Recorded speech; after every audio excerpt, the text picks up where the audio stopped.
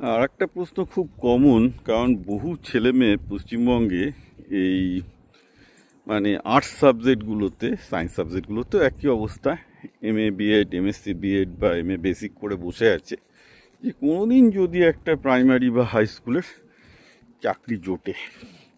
তো আমি এটা নিয়ে আগেও ভিডিও করেছি, আমার বলার কিছু নেই। আপনারাও জানেন যে এক্ষেত্রে অনিশ্চয়তা কতটা, হাজার রকমের আইনি জটিলতা থেকে শুরু করে সব কিছুই চলছে।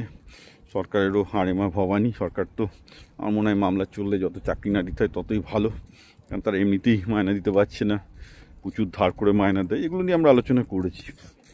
তো ম্যাটার অফ দ্য ফ্যাক্ট হলো এই, আমি করি আর না করি, এই মুহূর্তে আমাদের হিসাব বলছে প্রায় 20 লক্ষ, প্রায় 10 থেকে 20 লক্ষ পশ্চিমবঙ্গের ছেলে মেয়ে অনার্স MA MSc পাস করে বেকার বসে আছে, স্কুলের চাকরি হয়নি বা প্রাইমারি স্কুলের চাকরি হয়নি। আমাকে একজন চ্যালেঞ্জ করেছেন, না লাভ চ্যালেঞ্জেস বাই দ্য ওয়ে, যে আপনি কি তাদের জন্য কিছু করতে পারবেন বা তাদেরকে কোনো দিতে পারবেন। আমি বলবো দেখুন, অ্যাকচুয়ালি লোকজনের ধারণা বাজারে চাকরি নেই, এটা খুব ভুল।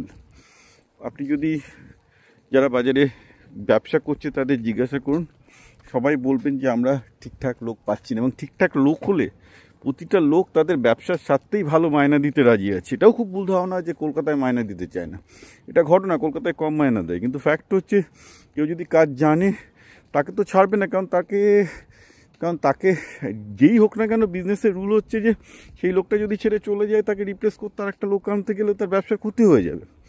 তো আলটিমেটলি ছেলেটার স্কিল যদি সেই জায়গায় না যায়, যে কোম্পানি যাকে লস করলে, যা কোম্পানি যদি তাকে তাড়িয়ে দেয় বা সে যদি কোম্পানি ছেড়ে দেয়, তাহলে কিন্তু তার ক্ষতি আছে। সেই রকম স্কিল বা সেরকম কিন্তু লোক পাচ্ছে না, যার জন্য যেটা হয়েছে যে এখানে যারা মালিক তারাও মায়না দিচ্ছে না, ফলে যারা শেখার তারাও কিছু শিখছে না। তো এই জন্য কলকাতার মার্কেটটা ডাউন। এদিক থেকে ব্যাঙ্গালোর বা পুনের মার্কেট অনেক বেটার, যার জন্য বাঙালিদের মধ্যে অনেকে পুনে, ব্যাঙ্গালোর, অনেকে কেন সবাই চলে যায়। এবং আমি তাদেরকে বলি সেখানে যেতে, কারণ সেখানে স্কিল শেখার প্রতি সে একটা ইনসেন্টিভ পাবে এবং ভালো কিছু করবে। আমার একটাই বক্তব্য এদেরকে, আপনারা একটু পশ্চিমবঙ্গে থাকবেন না, পুনে, ব্যাঙ্গালোর যদি সম্ভব হয়, পুনে, ব্যাঙ্গালোর যে কোনো অন্যান্য শহরে চলে যান, গিয়ে সেখানে গিয়ে কিছু শিখে, কাজের কোনো অভাব নেই, কিছু শিখে কিছু করার চেষ্টা করুন। কারণ এখানে এইভাবে কবে চাকরি পাবেন, কবে প্রাইমারি স্কুলে করবে কিছু বলা যায় না। আর চাকরি কিন্তু বাজারে আছে, চাকরি আপনি যদি এখন সফটওয়্যার শিখতে যান যেখানে মার্কেট পড়ে যাচ্ছে, আপনি নিশ্চয়ই পাবেন না। তো একটু চোখ কান খুলে রাখুন কোন কোন স্কিলগুলোতে লোকে চাকরি পাচ্ছে, লোকে চাকরি প্লেসমেন্ট হচ্ছে, সেগুলো একটু লাইন ধরে শিখে, যেগুলোতে ডিমান্ড আছে, যেমন ধরুন লজিস্টিক, সাপ্লাই চেন থেকে শুরু করে আরও অনেক কিছু আছে যেগুলো হয়তো আমরা খুব সেক্সি নয় কিন্তু লোকজন চাকরি পায়, সেইগুলোর দিকে আপনারা চোখ কান খোলা রাখুন এবং কোন এই মুহূর্তে আমার আর ভালো কিছু উপদেশ দেওয়ার মতো কিছু নেই। শুধু এটুকু বলবো যে একটা এইসব করতে গিয়ে কারো বয়স 40, 35, 45 হয়ে যাবে, আপনাদের লাইফটা শেষ হয়ে যাবে স্কুলের চাকরির আশায় বসে থেকে, সেটা না করে আপনারা অন্তত পুনে, ব্যাঙ্গালোর বা কোনো জায়গায় যান, গিয়ে নতুন করে ক্যারিয়ার শুরু করুন।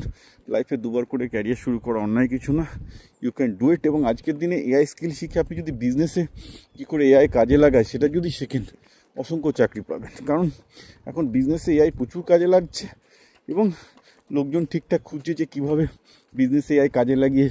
এবং সেই জন্য বরাবর আমি সবাইকেই প্রথম থেকে বলছি, বাঙালিদের, আপনি MA করুন, MSc করুন, কিছু যে আসে না, ছোটোবেলা থেকে ব্যবসাটা করুন। ছোটোবেলা থেকে ব্যবসায় কী করে AI কাজে লাগাতে হয় এটা শিখুন, কী করে ব্যবসায় AI কাজে লাগাতে হয় এটুকু শিখলে কোনোদিন জীবনে চাকরির অভাব হবে না, আপনি নিজে করে খেতে পারবেন, অন্য জায়গাতেও চাকরি পাবেন। এটা আমার বটম লাইন কথা।